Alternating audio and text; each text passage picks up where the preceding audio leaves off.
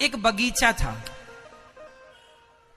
उस बगीचे में एक व्यक्ति उस बगीचे की रखवाली करता था, जो कि उस बगीचे का मालिक था।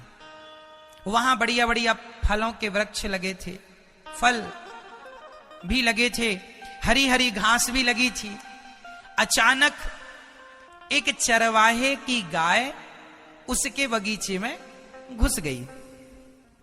अब जब गाय बगीचे में गई तो वहां हरी हरी घास गाय खाने लगी। बगीचे का मालिक भी वहीं था।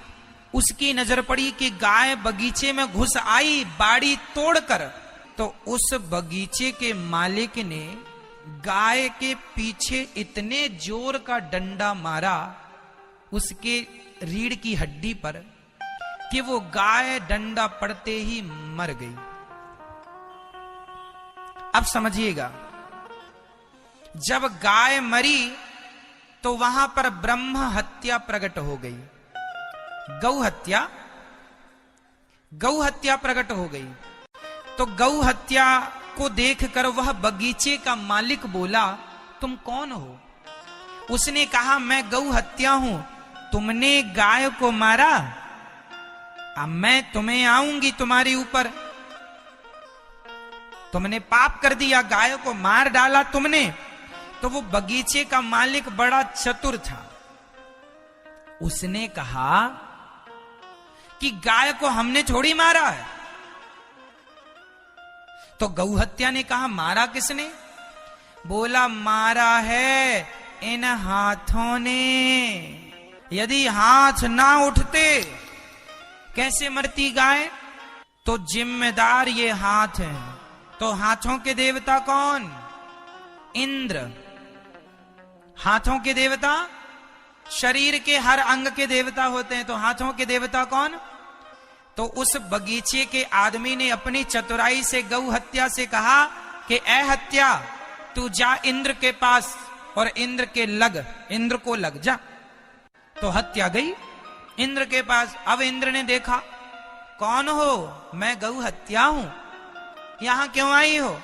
बोले, आपने मारा है गाय को। इंद्र बोले, हम तो यही हैं, यहां तो गाय हमने मारी नहीं। बोले, नहीं, वो बगीचे का एक आदमी है, उसने कहा कि तुम हाथ पर बैठते हो, और हाथ ने गाय मार डाली। इंद्र समझ गए मामला कि बड़ा चतुर आदमी है, मनुष्य मृत्यु लोक का आदमी, खोपड़ी में भले अच्छा सोचे ना सोचे, ऐसी सोच जरूर रखता है बचने बचाने की कि कैसे बचूं।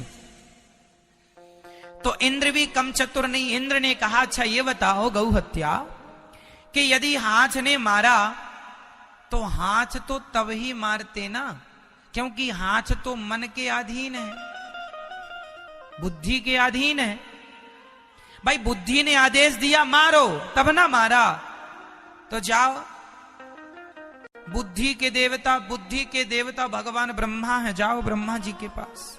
अब हत्या ब्रह्मा जी के पास गई। ब्रह्मा जी, लो हमें। ब्रह्मा जी बोले, कहां से आई हो? बोले, मृत्यु लोक से, इंद्र के पास, इंद्र के पास से आपके पास। पूरा मामला ब्रह्मा जी ने समझा। ब्रह्मा जी बोले, एक काम करो, अरे बुद्धि भी क्या करती, हाथ भी क्या करते, यदि पांव ना चल के जाते तो गलती पांव की। पांव क्यों चल के गए? गाय तक चल के कौन गया? गाय तक चल के कौन गया? पांव। इसलिए पांव के देवता हैं भगवान नारायण। चरणों के देवता कौन? चरणों में भगवान का वास होता है। इसलिए कोई भी आदमी हमेशा चरणों का ही स्पर्श करता है, क्योंकि चरणों में भगवान श्रीमन नारायण का वास होता है, इसलिए चरण छुए जाते हैं।